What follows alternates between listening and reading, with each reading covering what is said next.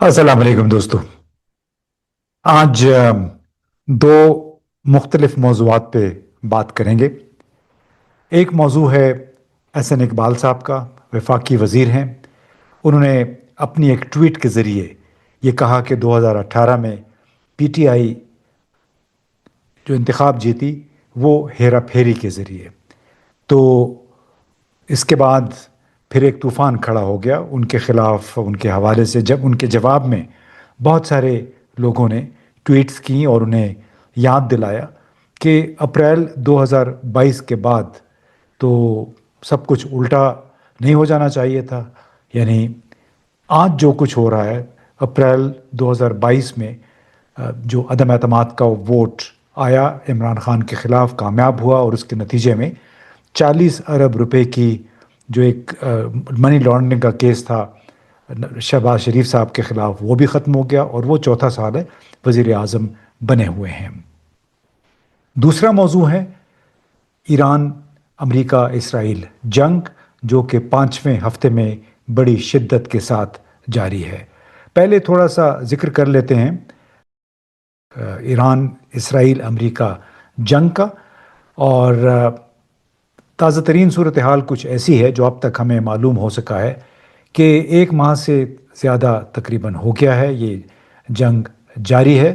इसमें ईरान के मिज़ाइल और दिफाई सनती मराकज़ को इसराइल और अमेरिका ने निशाना बनाया है।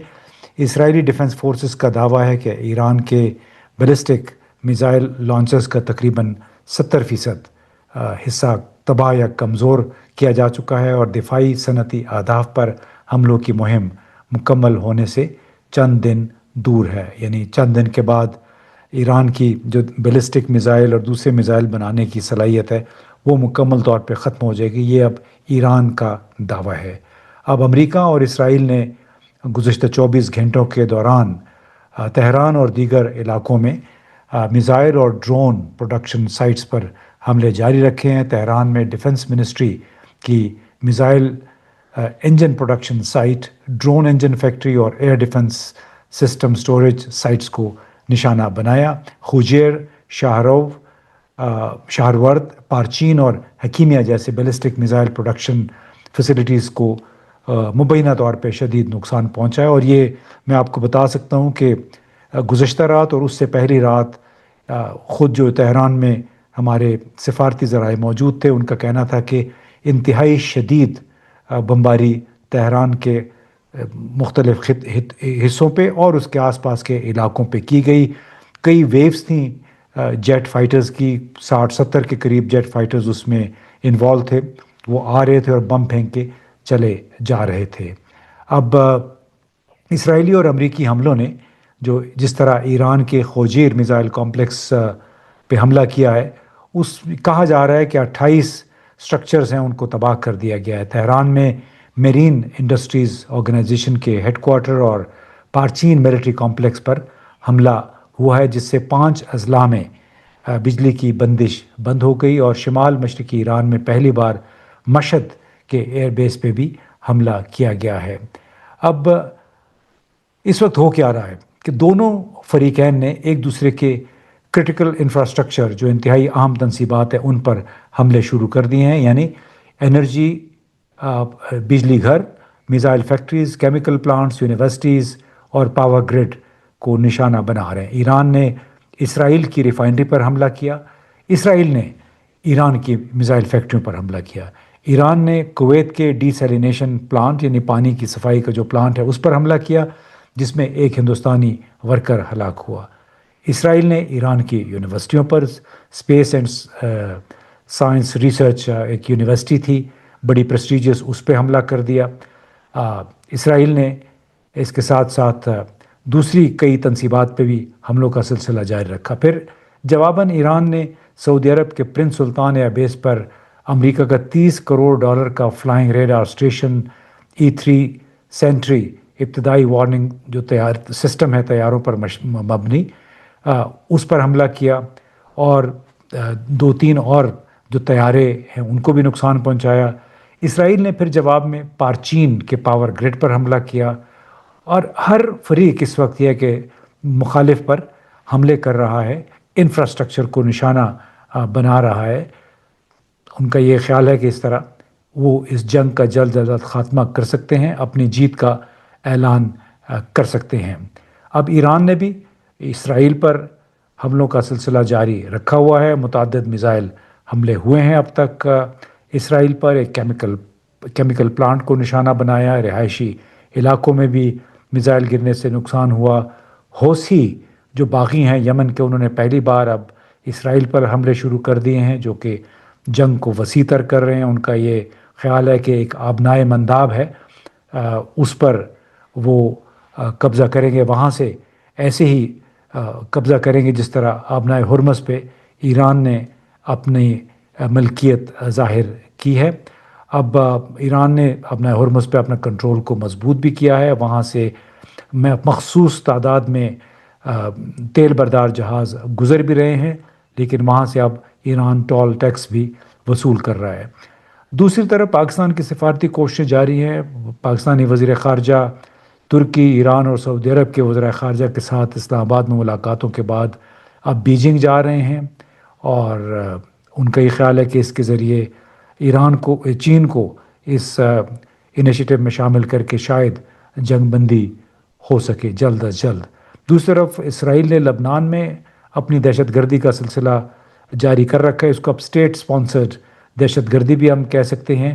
بظاہر اس کا نشانہ حزب اللہ ہے، لیکن اس کے کور میں کئی لاکھ افراد کو بے گھر کر دیا گیا ہے. خاص طور پہ جنوبی لبنان کے بہت سارے علاقوں پہ اسرائیل نے قبضہ کر لیا ہے.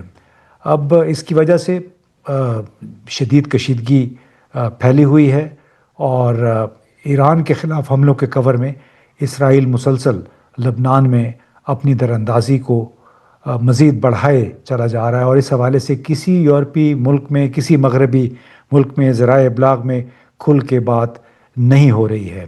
اب اس تمام کا نتیجہ یہ نکلا ہے کہ جو عارضی طور پر تیل کی برآمدگی کی چھوٹ ملی ہے روس کو، ایران کو، اس کے نتیجے میں عالمی قیمتوں میں تیل کی نسبتاً کم تیز رفتاری سے اضافہ ہو رہا ہے. البتہ ایران کی آمدنی میں $500 ملین کا اضافہ ہو گیا. اسی طرح روس جو ہے اس کو بھی بھارت اور چین کو پیٹرول برآمد کرنے کی اجازت ایک لحاظ سے امریکہ نے دی ہے، اور بنیادی مقصد یہ ہے کہ تیل کی قیمتیں بڑھنے نہ پائیں.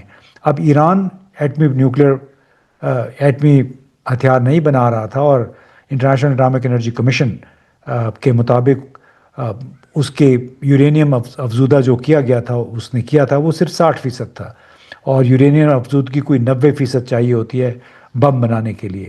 اب جس انداز میں اسرائیل نے اور امریکہ نے ایران کے ایٹمی پلانٹس کو نشانہ بنایا ہے، لگتا یہ ہے کہ ایران کا جذبہ اب مزید پختہ ہوگا کہ اب تو بم بنانا ہی بنانا ہے. اسی طرح خلیج فارس میں امریکہ کے فوجی اڈے تھے، وہ ایک اثاثہ سمجھے جاتے تھے، ایک سیکیورٹی کور تھا، لیکن اب جس تسلسل کے ساتھ ایران ان پر حملے کر رہا ہے، اس سے یہ لگ رہا ہے کہ یہ اڈے اب ان ملکوں کے لیے ایک بوجھ، ایک ذمہ داری بن گئے ہیں. افراط زر یعنی عالمی منڈی میں تیل کی قیمتوں میں اضافہ بھی مسلسل ہو رہا ہے. تو ایک یہ جنگ ہے جو کہ ایران کے خلاف امریکہ، اسرائیل مل کر لڑ رہے ہیں، اور ایران اس کا جواب دے رہے. ایک اور اس جنگ کے شعلے بجھانے کے لیے پاکستان کے وزیر خارجہ، نائب وزیر اعظم بھی کوششیں کرے. دوسری طرف انہی کی پارٹی کے ایک سینئر رہنما احسن اقبال نے گزشتہ روز ایک ٹویٹ کیا، اور اس میں کہا کہ پی ٹی آئی 2018 میں انتخابی نتائج میں ہیرا پھیری کے ذریعے برسر اقتدار آئی تھی، لیکن اس کے جواب میں جس انداز میں پھر لوگوں نے ان کو تنقید کا نشانہ بنایا ہے، اس تمام جو ٹویٹس، خاص طور پہ ٹویٹر پہ، ایکس پہ جو باتیں کی گئی ہیں، تو میں نے سوچا کہ کیوں نہ اس کے خلاصہ آپ کے سامنے پیش کر دیا جائے کہ اس وقت پی ڈی ایم 2، پہلے پی ڈی ایم 1 تھی، اب پی ڈی ایم 2 حکومت ہے، کہ اس کے ساتھ کون کھڑا ہے. یعنی آپ دیکھ لیں کہ عدلیہ ایک ایسی عدلیہ ہے جس نے پی ٹی آئی کو اس کے انتخابی نشان سے محروم کیا. فروری 2024 کی جو انتخابی دھاندلی تھی، اس کو ایک لحاظ سے تحفظ فراہم کیا. پوری اسٹیبلشمنٹ، الیکشن کمیشن اور الیکٹرانک میڈیا جسے پیمرا نے اور P T A Pakistan telecom authority نے قابو کر رکھا ہے اپنی مرضی کے ساتھ. پھر ایک پولیس ہے خاص طور پہ پنجاب میں سندھ میں جو کہ دو بڑی روایتی جماعتوں پی ایم ایل این اور پیپلز پارٹی کے سپورٹ میں ہر وہ کام کر رہی ہیں جو پی ٹی آئی کو دبانے کے لیے یہ مناسب سمجھتی ہیں. اور اس کے ساتھ ساتھ آپ یہ بھی دیکھیے کہ ان خود P T I P M L N اور پی پی پی ان دونوں نے اس مینڈیٹ کے ساتھ کیا کیا جو عوام نے فروری 2024 میں پی ٹی آئی کو دیا. اب جو کچھ اس مینڈیٹ کے ساتھ کیا گیا ہے بلا شبہ وہ تاریخ کی بدترین آئینی خلاف ورزی تھی، دھاندلی بھی تھی. اور جب خاص طور پہ پی ٹی آئی کو پنجاب اور کے پی میں 2/3 اکثریت ملنی تھی لیکن انہوں نے ضمنی انتخابات نہیں کروائے. پھر نواز شریف کی واپسی کے لیے قومی اسمبلی کے انتخابات میں تاخیر کی گئی. آپ کو معلوم ہے کہ 3 مہینے کی بجائے جو نگران حکومت تھی وہ 6-7 مہینے تک وہ اپنا کام کرتی رہی، وہ بھی آئین کی خلاف ورزی تھا. پھر پی ٹی آئی سے بلے کا نشان چھینا گیا، پی ٹی آئی کو جلسے جلوس نہیں کرنے دیے گئے. جہاں جلسہ جلوس ہوتا تھا ایک دم پولیس ایف آئی اے والے پہنچ کے نئے مقدمے بنا لیتے تھے. پھر عمران خان اور ان کی بیگم کے خلاف جو عدت کا کیس تھا وہ ایک شرمناک عدت کیس، اس میں ان کو انتخابات سے محض 1 ہفتہ پہلے سزا سنا دی گئی. اور ایک اور دلچسپ بات یہ تھی کہ فروری 2024 کی رات 9 بجے تک 8 فروری کو پاکستان کے ہر ٹی وی چینل پر پی ٹی آئی 80-90% نشستوں کے ساتھ آگے تھی. اور جب صبح ہوئی 6-7 بجے پھر آسمہ شیرازی صاحب اور بہت سارے اور صحافی تھے، انہوں نے بھی کہا کہ رات تو پی ٹی آئی جیت رہی تھی، صبح کیا ہو گیا. اس صورت میں جب کہ 80-90% تک نتائج آ چکے تھے، ووٹ گنے جا چکے تھے اور پھر فارم 47 کے نتائج کو 45 کے نتائج کو فارم 47 میں تبدیل کر دیا گیا. اس کے بنیاد پہ آپ نے پی ٹی آئی سے اس کی مخصوص نشستیں چھین لیں اور پھر 26ویں ترمیم آئی، 27ویں ترمیم آئی، عدلیہ کو، پارلیمان کو اور عوام کی بالادستی کا گلا گھونٹ دیا گیا. احسن اقبال صاحب نے یہ بھی کہا کہ سابق چیف جسٹس ثاقب نثار نے سسٹم کے ساتھ ہیرا پھیری کی. ٹھیک ہے، مان لیا. تو کیا اس کا مطلب یہ ہے کہ آج آپ پاکستان کے 70% عوام سے چیف جسٹس ثاقب نثار کی بے ایمانی کا بدلہ لے رہے ہیں؟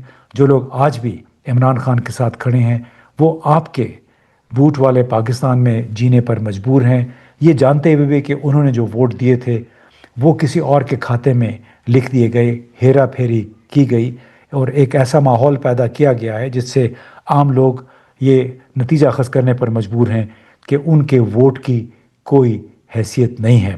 ہاں، البتہ آپ ٹیسٹ کرنا چاہتے ہیں کہ واقعی لوگ عمران خان سے متنفر ہیں، پی ٹی آئی سے متنفر ہیں اور پی ڈی ایم 2 حکومت بڑی کامیابی سے حکمرانی کر رہی ہے، تو بڑا اس کا آسان حل ہے. ایک بالکل آزاد، منصفانہ، غیر جانبدارانہ شفاف انتخابات کروا دیں تو آپ کو معلوم ہو جائے گا کہ کون کتنے پانی میں ہے. لیکن آپ سب کو معلوم ہے، آپ کے دلوں میں چور ہے کہ آن گراؤنڈ سچویشن کیا ہے، اور یہ کہ لوگ کسی طریقے سے بھی اس نظام کے عوام کی اکثریت اس نظام کی حامی نہیں ہے جو کہ فراڈ کے ذریعے فارم 45 کی بجائے فارم 47 کے ذریعے وجود میں آیا تھا اور جس کا بنیادی مقصد تھا کہ عوام کے حقوق پہ ووٹ پہ ڈاکہ ڈالا گیا. اور یہی وہ بات ہے جس کے اوپر آج بھی ہمارے سابق وزیر اعظم عمران خان اور ان کی پارٹی کے لوگ ثابت قدم ہو کے کھڑے ہیں اور اس پہ کوئی کمپرومائز کرنے سے انکاری ہیں. بہت بہت شکریہ.